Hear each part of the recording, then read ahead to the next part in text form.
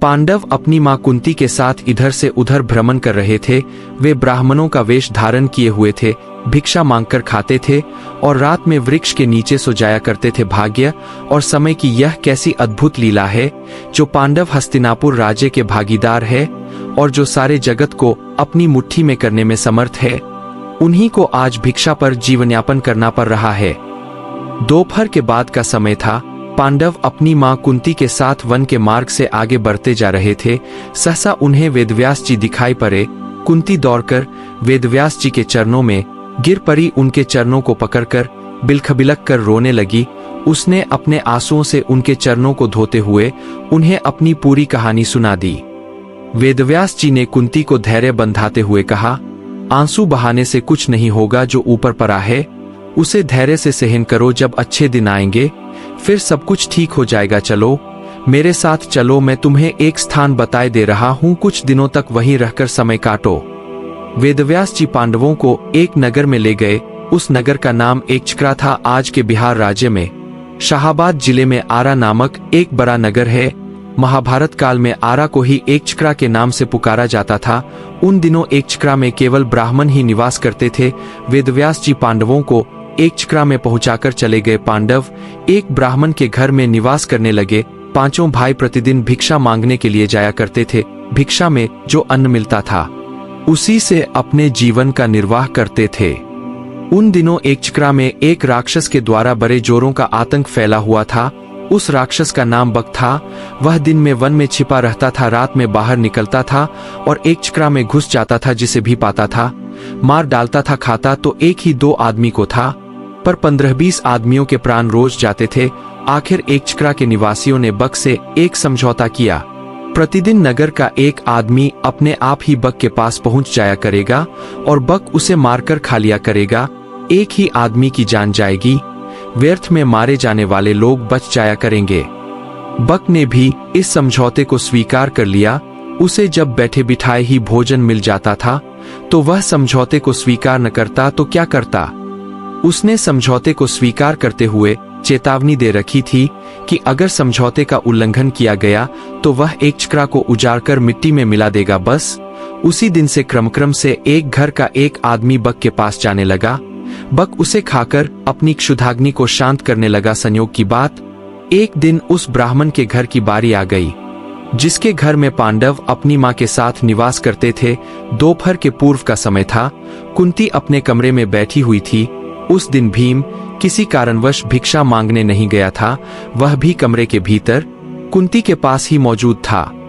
सहसा कुंती के कानों में किसी के रोने की आवाज आई। रोने और विलाप करने का वह स्वर उस ब्राह्मण के कमरे से आ रहा था, जिसके घर में वह ठहरी हुई थी।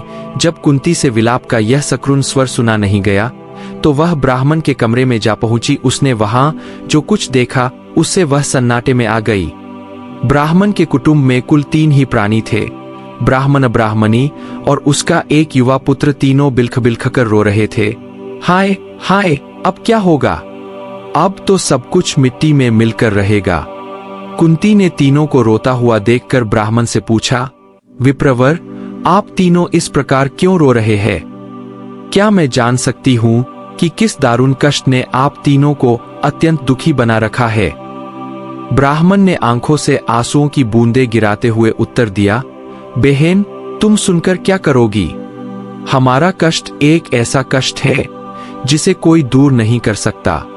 कुंती ने सहानुभूति भरे स्वर में कहा, हम तो गरीब ब्राह्मण है, सच है, हम आपके कष्ट को दूर नहीं कर सकते, किंतु फिर भी सुनने में हर्ज ही क्या है?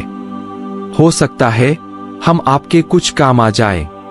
जब कुंती ने बहुत आग्रह किया तो ब्राह्मण ने बक राक्षस की पूरी कहानी उसे सुना दी। कहानी सुनाकर उसने सिसकते हुए कहा, बहन, हम कुल 3 ही प्राणी है।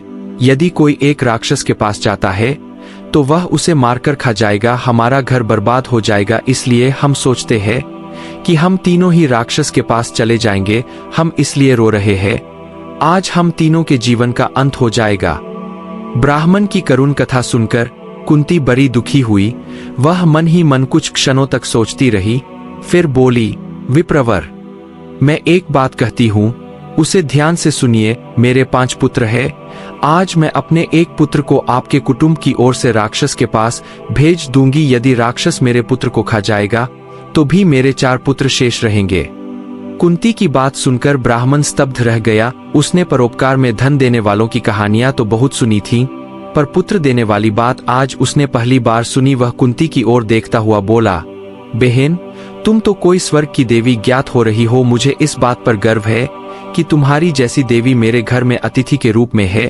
तुम मेरे लिए पूजनीय हो। मैं अपने अतिथि से प्रतिदान लूं, यह अधर्म मुझसे नहीं हो सकेगा। मैं मिट जाऊंगा, पर मैं अतिथि को कष्ट में नहीं पड़ने दूंगा।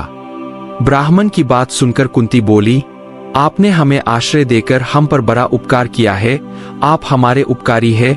हमारा धर्म है कि आपको कष्ट में न पड़ने दे। आप अपने धर्म का पालन तो करना चाहते हैं, पर हमें अपने धर्म पालन से क्यों रोक रहे हैं? कुंती ने जब बहुत आग्रह किया तो ब्राह्मण ने उसकी बात मान ली। उसने दबे स्वर में कहा, अच्छी बात है बहन। कुंती ब्राह्मण के पास से उठकर भीम के पास गई। उसने पूरी कहानी भीम को सुनाकर उससे कहा, बेटा, परोपकार से बढ़कर दूसरा कोई धर्म नहीं होता। तुम ब्राह्मण कुटुंब की ओर से बक के पास जाओ। यदि बक तुम्हें मारकर खा जाएगा तो मुझे प्रसन्नता होगी कि मेरा बेटा परोपकार की वेदी पर बलिदान हो गया। भीम ने बड़े हर्ष के साथ अपनी माँ की आज्ञा को स्वीकार कर लिया। उसने कहा, माँ, तुम्हारी आज्ञा शिरोधार्य है। बक मुझे क्या मारकर खाएगा? तुम्हारे आशीर्वाद से मैं उसे मिट्टी में मिला दूंगा। संध्या का समय था।